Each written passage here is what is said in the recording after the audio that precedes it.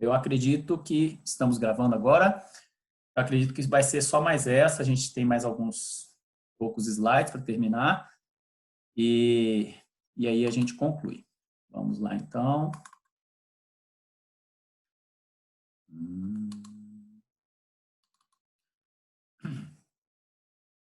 Então, eu tinha parado aqui. Eu falei do nitrimidazol, cujo nome, princípio ativo principal é o metronidazol. Professor, acho que o senhor passou, tava aí na penicilina. Aqui, né? Isso.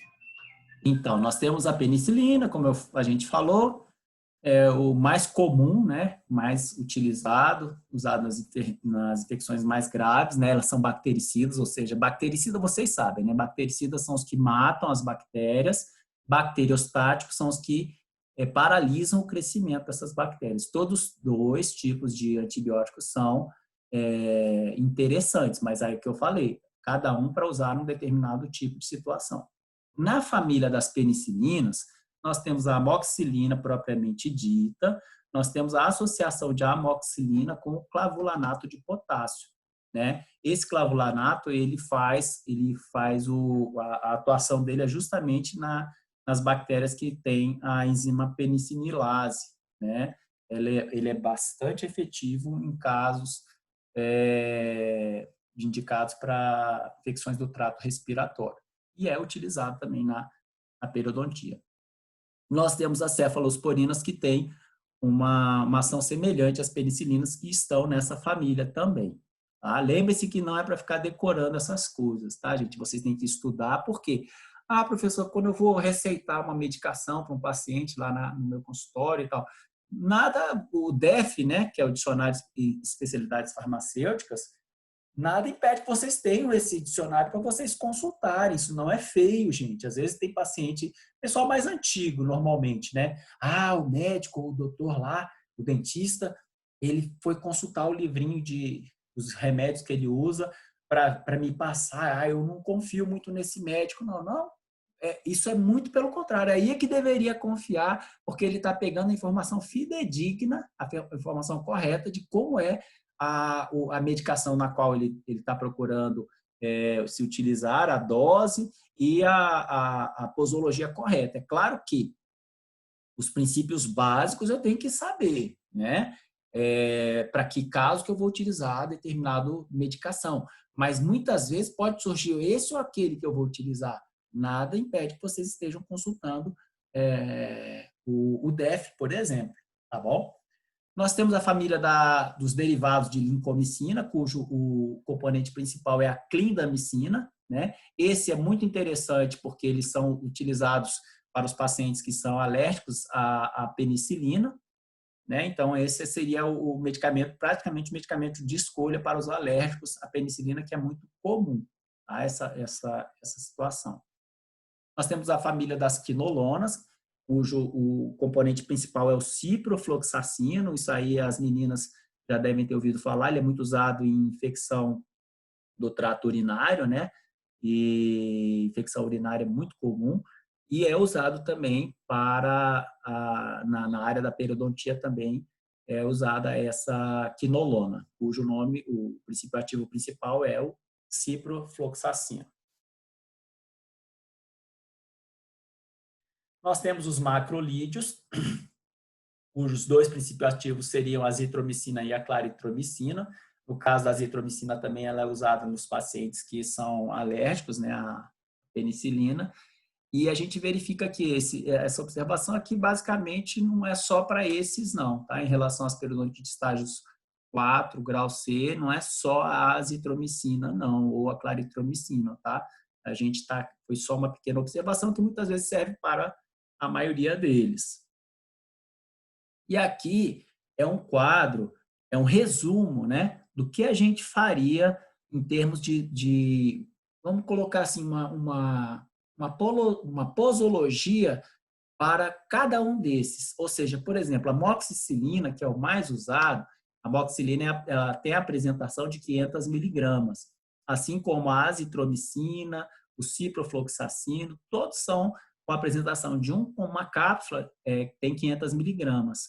Já vocês veem aí que a clindamicina é de 300 miligramas, né? A dosiciclina ou minoxiclina, que também é uma tetraciclina, a apresentação dela é de 100 a 200 miligramas. Tudo isso a gente vai estar lá no DF, a gente tem tudo isso. Já o metronidazol, nós temos dois tipos de apresentação também, que é 250 e 400 miligramas. Esse de 400 miligramas, a gente já não está encontrando no mercado, né?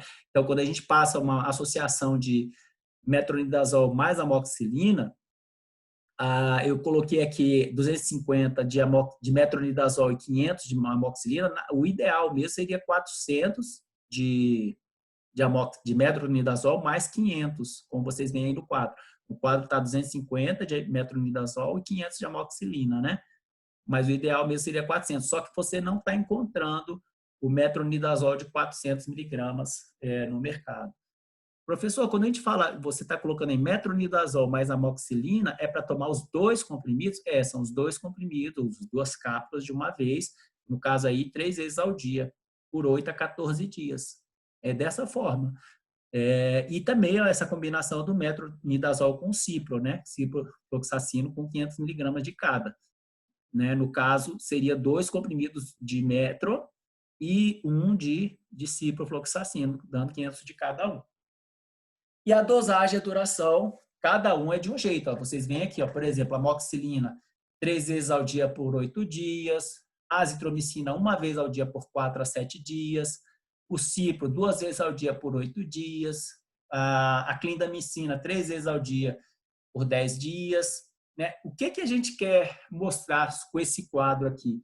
Lembrem quando a gente falou aquela questão do baixo custo, fácil disponibilidade, e que seja efetivo e seguro?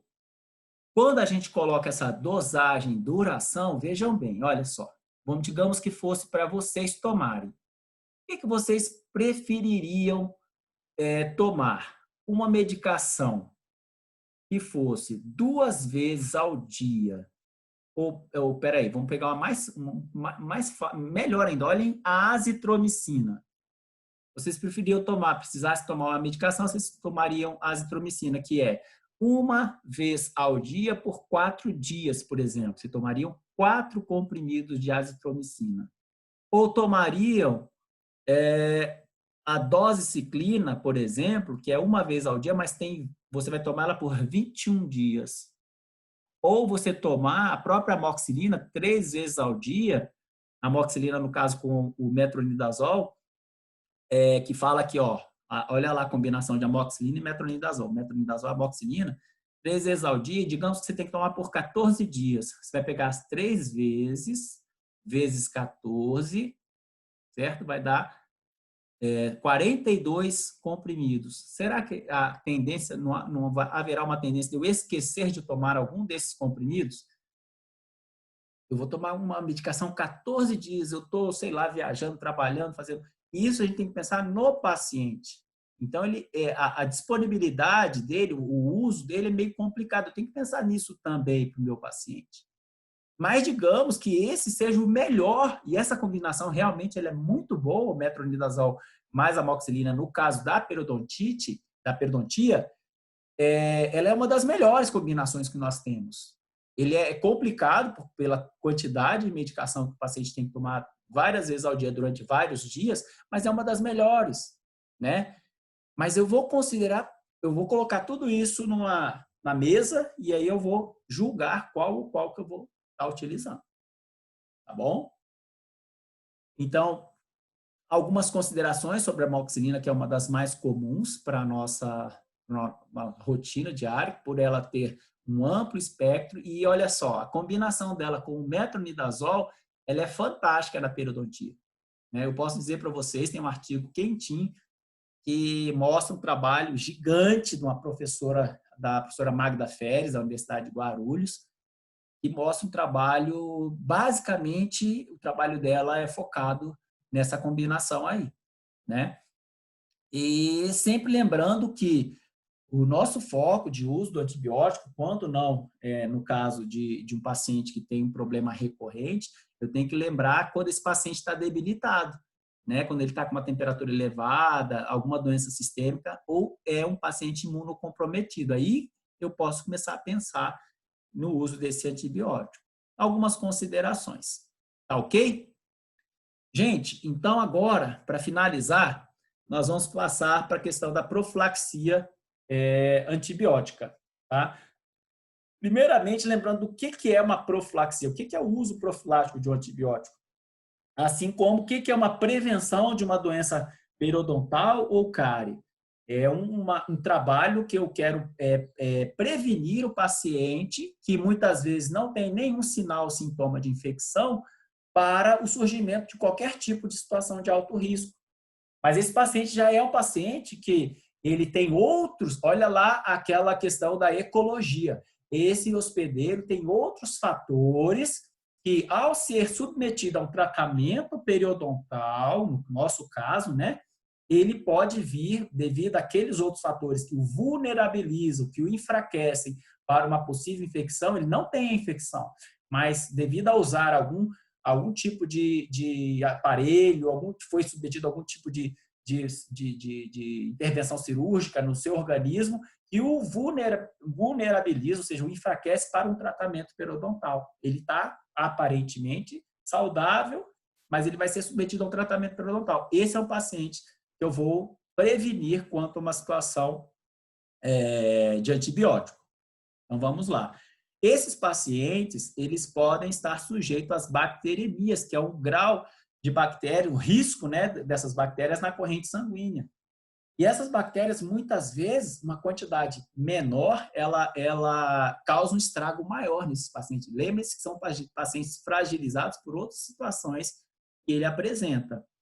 E um dos fatores seria esse, né, a endocardite infecciosa, ou endocardite bacteriana, que ela pode produzir inflamação lá no tecido das válvulas cardíacas, né, podendo ser principalmente de origem bacteriana. Então, tem que tomar cuidado com esses pacientes, né?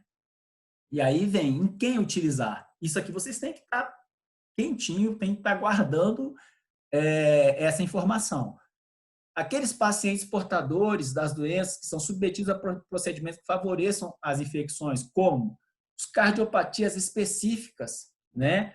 Paciente que teve uma substituição de articulação total, ou seja, uma prótese de quadril, que seja joelho, algo que teve uma cirurgia grande, ele apresenta uma prótese total, né? A nível não o dente, né, gente? É prótese articular, tá?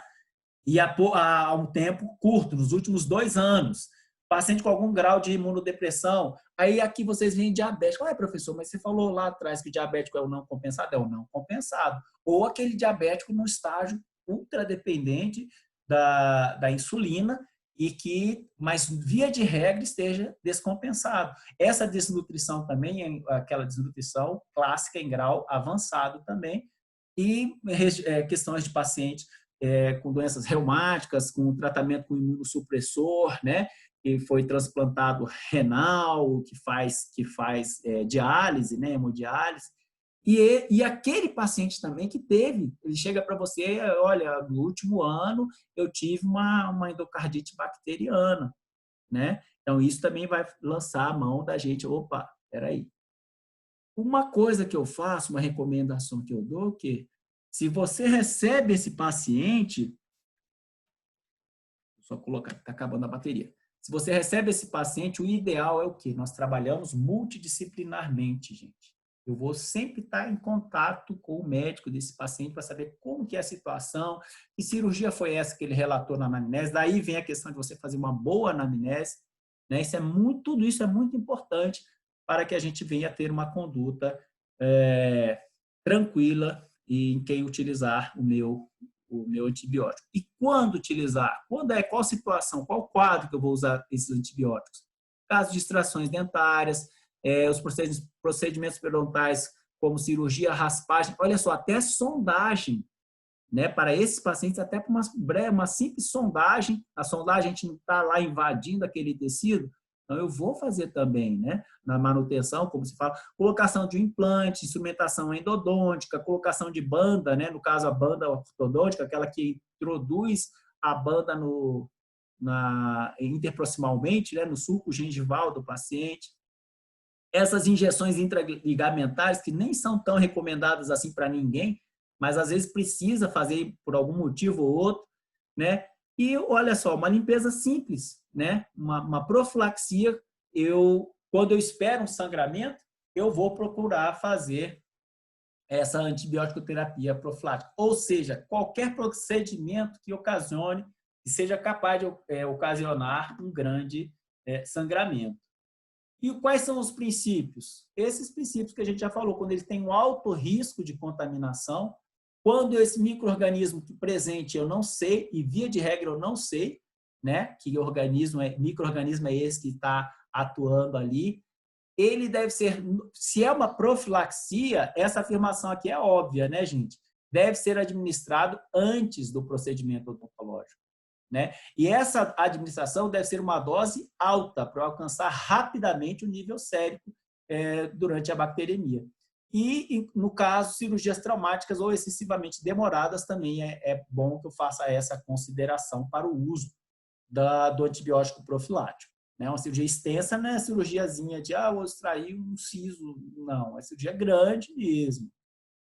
E aqui está essa tabela, que seria um protocolo, né, para o uso do antibiótico profilático. Por exemplo, principalmente a amoxicilina. Olha a primeira linha, a primeira coluna. Olha, protocolo padrão via oral. Eu vou pegar a amoxicilina, 2 gramas. Quantas gramas tem em cada cápsula, gente? Quem pode me responder da amoxicilina? 500 miligramas? 500 miligramas. Se eu vou usar 2 gramas, quantas cápsulas eu preciso? 4. 4 cápsulas para adultos, e na criança eu faço esse cálculo aqui de 50 miligramas por quilo. Então, professor, então eu vou fazer uma antibiótico-terapia profilática no paciente X com amoxicilina. Eu vou dar 4 cápsulas de uma vez para esse paciente tomar, que é aquela dose de ataque, né? Aquela dose, olha lá, assim, dose alta, né, chamada dose de ataque, para alcançar o nível de soro, o nível sérico elevado durante uma possível bacteremia. No caso da amoxicilina, 4 cápsulas. E assim por diante, olha, no caso da clindamicina, para o paciente que é alérgico à penicilina, se a clindamicina, se eu estou pedindo 600 miligramas e a clindamicina tem 300, eu vou dar 2 cápsulas. E assim por diante, tá bom? Isso também é um quadro, que isso aqui não há necessidade de ficar decorando, é importante vocês terem essa colinha com vocês, tá? E a cautela que eu tenho que ter quanto ao uso? Lembrança, isso aqui são pequenas lembranças para vocês. Olha, o uso indiscriminado de antibióticos é indiscriminado. Vejam bem, que a gente está falando aqui, ó, o uso indiscriminado de antibióticos, que é o que a gente tem visto muito na prática clínica, é considerado contrário à boa prática, ok? Há um crescimento excessivo de patógenos resistentes. Permitir o aumento de quantidade de bactérias resistentes aos antibióticos, que são valiosas infecções sistêmicas potencialmente fatais, né? Quando a gente começa a utilizar indiscriminadamente, eu vou permitir o aumento dessas bactérias resistentes. Então, tem que tomar muito cuidado com isso. Além de efeitos colaterais. Toda medicação, até uma aspirina, né, que eu tomo para dor de cabeça, eu tenho efeito colateral. O antibiótico não fica longe disso, e quanto mais complicado, quanto mais elaborada é a ação da medicação, maior é o efeito colateral. Então, tem que tomar muito cuidado com isso. Uma importantíssima informação é isso aqui, ó. Eu não tenho certeza da colaboração do meu paciente. Lembra que eu falei, por exemplo, dos diabéticos? Via de regra, quando vocês pegarem paciente diabético na clínica e ele falar para você, não, tá tudo certinho, eu tomo a medicação correta, muitas vezes não tá. E assim é quando eu passo um antibiótico para um paciente qualquer outro, ou em outro caso. Às vezes ele está falando que está tomando a medicação que você recomendou e muitas vezes ele não está. Então, a gente não tem a certeza da colaboração do paciente. Há uma incerteza dessa colaboração. E eu tenho que procurar manter concentrações terapêuticas ideais no fluido gengival. E se esse paciente não colabora, por exemplo, essa concentração não é mantida. Os antibióticos, lembra da palavra que eu falei que eu ia falar, ia repetir bastante para vocês hoje? Eles são coadjuvantes ou adjuvantes à raspagem e alisamento radicular. Para quem ainda não está feito essa palavra, coadjuvante, seria o ajudante, mas não é o principal, certo? Ele serve para eliminar ou desorganizar mecanicamente o biofilme. E é imperativo adotar uma conduta satisfatória diante da especificidade de cada caso. Utilizar os estudos que a gente tem por aí, né? Então, que isso aí fique para vocês assim, marcado, registrado, que o antibiótico é importantíssimo, é um instrumento fantástico para o nosso trabalho. Só que a gente tem que lembrar que eu tenho que ter uma cautela quanto ao uso, fazer um bom uso dele, ele é fantástico nos seus resultados, ok? Gente, eu coloquei aqui alguns capítulos, eu não incluí o capítulo da microbiologia, que é o 8 ou 9, do Carranza, tá? Então, nós temos aí, nesse Carranza da 12ª edição, nós teríamos o capítulo 17, quando fala das infecções gengivais agudas, o 24, que fala da periodontite ulcerativa necrosante, lembrando que nesse livro ainda é a classificação antiga, né? Então, vocês não precisam se preocupar nesse sentido, que fala no 25, por exemplo, da periodontite agressiva, né? Não se usa mais esse termo, inclusive. O capítulo 48, que seria a terapia anti-infecciosa, esse eu grifei ele, eu negritei, porque justamente ele é o que fala diretamente, essas tabelas a gente tirou dele, né? Então, vocês vão lá, vão consultar, e inclui aí o capítulo 8 ou 9, esse eu não tenho certeza, não coloquei aqui, eu não tenho certeza qual é, mas vocês vão lá e pela biblioteca online vocês conseguem acessar esse livro.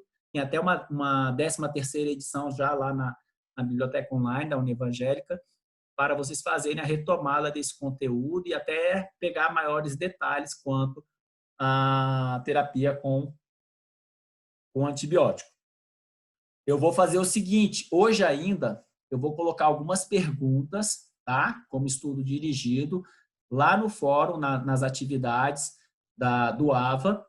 E na semana que vem, qual que vai ser a nossa atividade? A gente vai discutir, eu vou ver quantos artigos, se é um para todo mundo, ou se eu vou fazer em forma de grupos. Todo mundo já registrou aí, então, né? Deixa eu passar para o próximo, que vai fechar a nossa tela. E eu vou stop aqui do meu...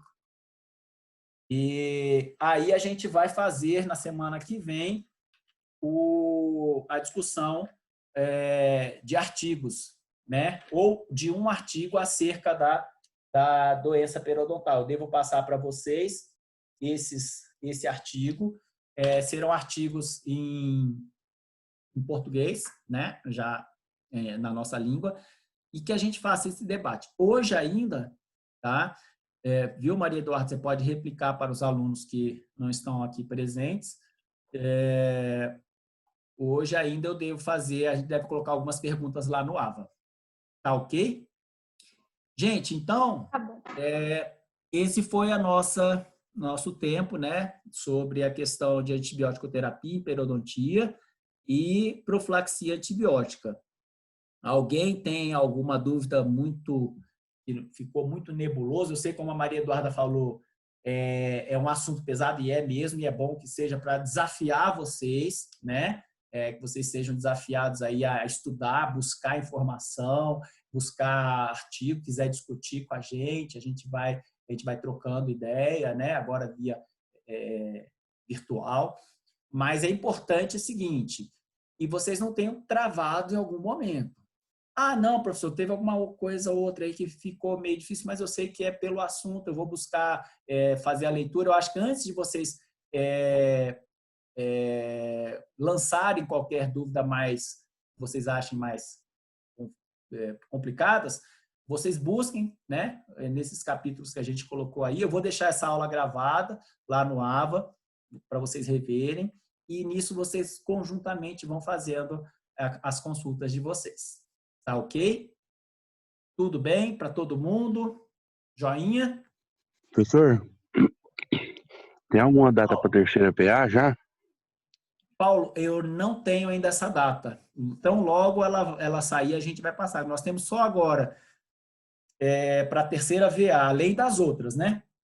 Vai somar, vai ser cumulativa. A primeira, a segunda e a terceira. Então, para vocês agora, vai ser basicamente o conteúdo é antibiótico terapia, essa aula de hoje. E a halitose já foi dada, né? Não? Foi. Não, E eu falo assim, trauma vai entrar? tudo que veio para trás vai entrar. Eu falo assim, eu estou contando da terceira VA. Eu tenho impressão, desculpe que eu estou me falhando aqui, mas eu tenho impressão de assunto novo, eu acho que é só esse de antibióticos. Se eu não estou falhando aqui a minha memória. É lógico, aí conta os posteriores. Agora, a data, especificamente, eu não posso te passar assim agora, porque eu vou estar te falando uma data errada. Mas é bem próximo. Nós temos essa próxima aula da semana que vem, que é a discussão do artigo, que é atividade, viu, gente? É atividade, vai contar. E logo, logo deve estar chegando aí a terceira VA para vocês. Professor, como é que vai funcionar essa atividade que o senhor falou? Então, Graziela, eu vou colocar um artigo, então, eu não sei quantos, vamos falar de um, né? É acerca do uso de antibiótico em periodontia. E aí a gente vai discutir esse artigo, a gente vai pedir, eu vou colocar para vocês que a gente fazia antes na sala de aula, a gente distribuía fisicamente os artigos, montava os grupos e cada trecho, cada pedaço, cada grupo fazia o comentário, né, a atividade de comentar, discutir o que entendeu acerca daquele assunto. Por exemplo, o artigo que fala justamente do que a gente em alguns momentos comentou aqui, resistência antibiótica, uso indiscriminado dos antibióticos, os testes acerca do uso do antibiótico, né? Então, assuntos como esse, a coisa tranquila e que para fixar ainda mais o conteúdo para vocês. Mas é basicamente isso, né? A gente só vai ver como que a gente vai fazer esse trabalho aqui no ambiente virtual. E hoje ainda eu devo colocar algumas perguntas também como atividade para vocês responderem acerca de antibiótico terapia em periodontia. Ok? Tá bom, professor. Tá bom? Gente, então, ótimo. Agradeço muito a atenção de vocês, tá? Esses momentos agora no período da manhã. A gente conseguiu passar tudo que a gente tinha que passar e a gente se vê por aí. Vamos ficar atento lá no AVA, que a gente vai lançar as perguntas hoje ainda, tá bom? Graziela e Maria Eduarda, a gente, precisando, a gente vai estar conversando, tá ok? Certinho, professor. Obrigada. Tá ok, então, muito obrigado a todos. Tenham um ótimo dia e fiquem com Deus. Eu vou desligar aqui.